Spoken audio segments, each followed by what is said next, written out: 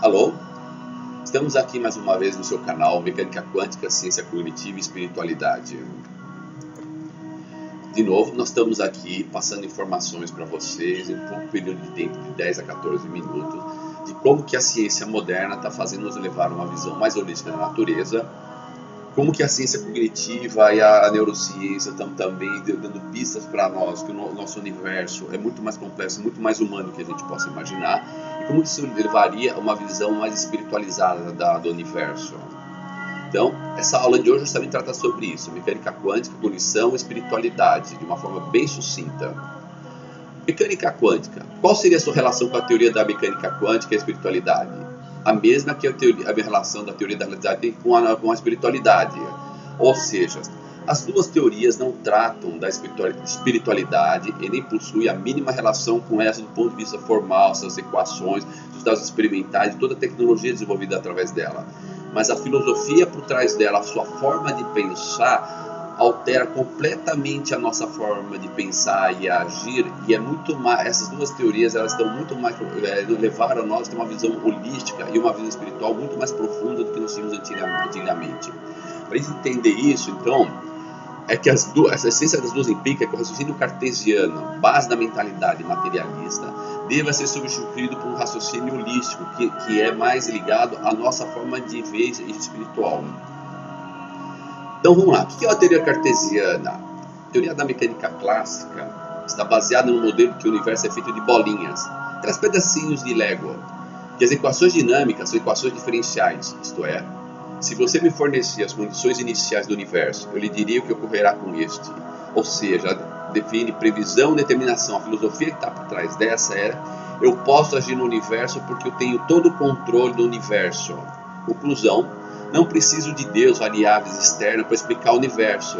Tudo seria matéria, energias e leis dinâmicas. Filosofia da Terra arrasada. Não existe um elemento imprevisível. Posso fazer o que quiser porque consigo dominar todos os parâmetros. Só um ponto de vista, aquele determinado pelo classicismo. O planeta Terra seria apenas um objeto inerte a ser explorado e dominado, tá certo? É uma pedrinha lá com água, uma vida orgânica para ser explorada. Então, determinismo clássico, eu vejo do ponto de vista, é isso aqui: condições iniciais, medidas experimentais, equações diferenciais, equações dinâmicas, previsão, soluções das equações. Intervenção humana, terra arrasada. A Terra é apenas um bloquinho lá, eu vou lá e colo um monte de madeira, tal, não sei o que. Tudo bem determinado, a Terra não vai reagir a isso. Construo cidades, construo metrópoles, construo dique, hidrelétrica, não preciso me preocupar com as consequências. Base da mecânica quântica, então vamos ver agora outro ponto de vista. Princípio da incerteza, princípio da complementariedade, dualidade de onda-partícula. A matéria absorve ou emite energia em pacote ou quanta de energia, e a gente vai ver mudança no modelo atômico. O que tem a ver isso com espiritualidade? O que tem a ver isso se Deus existe ou não? Como eu disse para vocês, diretamente não. Indiretamente vai ter a forma como a gente enxerga o mundo e como a gente enxerga e interage com esse mundo. Princípio da incerteza. Então vamos lá, começar. O princípio estabelece um limite na precisão com que certos pares de propriedade de uma da partícula física são conhecidas, os variáveis complementares. Não posso medir ao mesmo tempo com precisão infinita a posição nem o momento, ou seja, posição e velocidade estão interrelacionadas. Da mesma forma como energia e o tempo. Ou seja, se eu observo um objeto, na hora que eu observo esse objeto, eu tenho que interagir com ele, eu tenho que tirar informação dele, interagir com ele.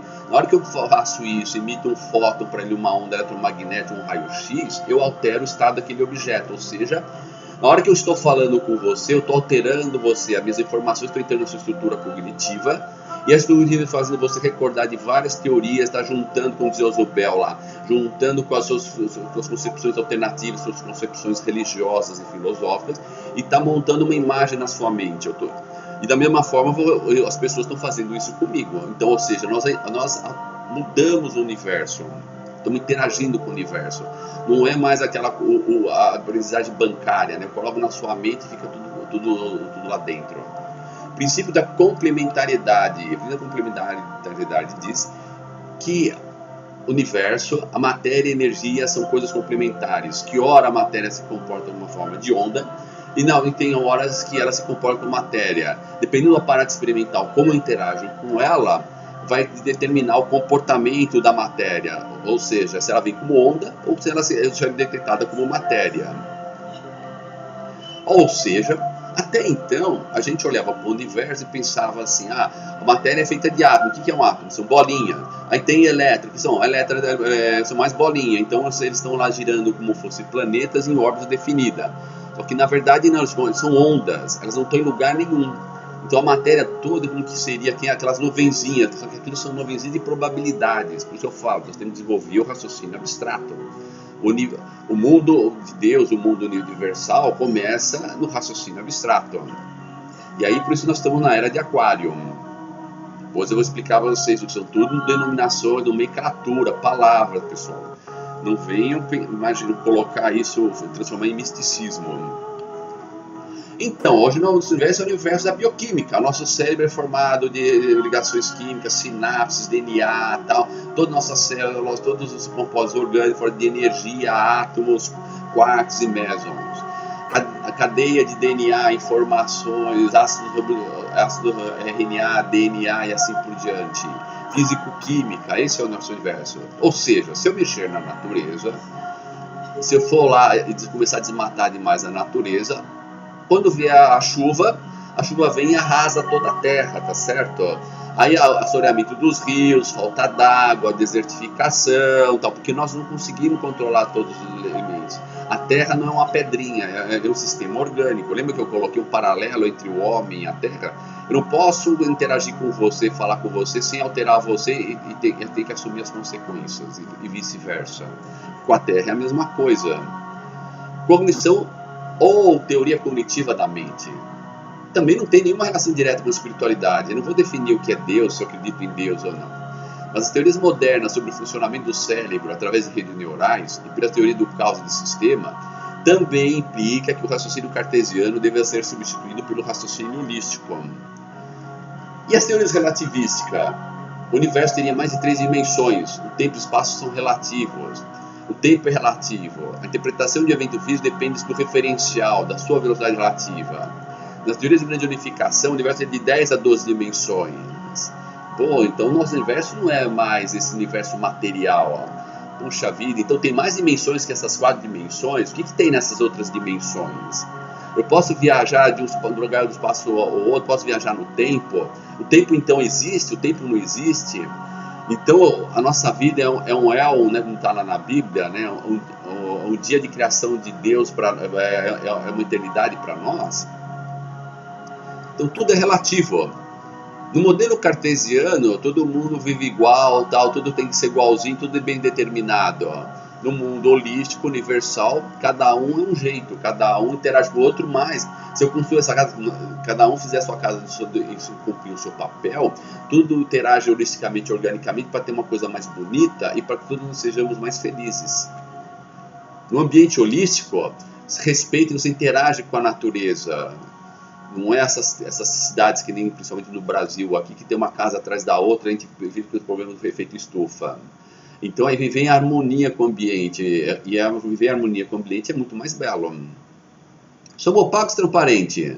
E o nosso corpo físico, quando nós enxergamos desse jeito, com ressonância magnética, a gente observa, né, que nós somos transparentes aos outros espectros, seja o espectro óptico. Mas então por que a gente se enxerga desse jeito? Então uma aula nós vamos tratar o problema da matrix, o mundo sensorial. Por que o mundo sensorial nos ilude e cria a ilusão que o mundo é material e separatista, nós estamos separados dos nossos semelhantes?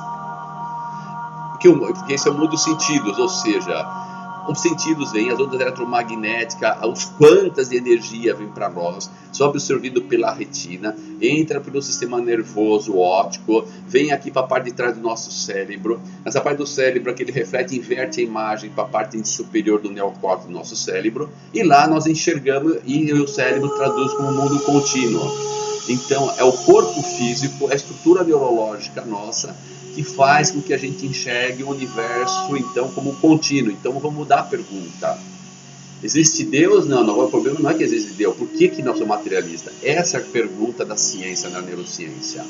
Por que nós somos egoístas, materialistas? Por que a gente não aprende a viver em comunidade?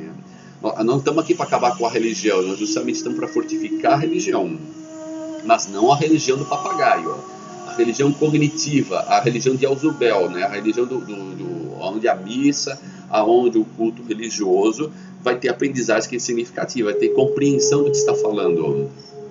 Ou seja, está lá, na língua, nos olhos, no tato, no ouvido, tal, vai tudo para o nosso cérebro, e o nosso cérebro, a aprendizagem, transforma isso, codifica isso em imagem sensorial. Então, próximas aulas, emaranhamento quântico, a matriz, e depois a origem e o arquiteto, tá certo?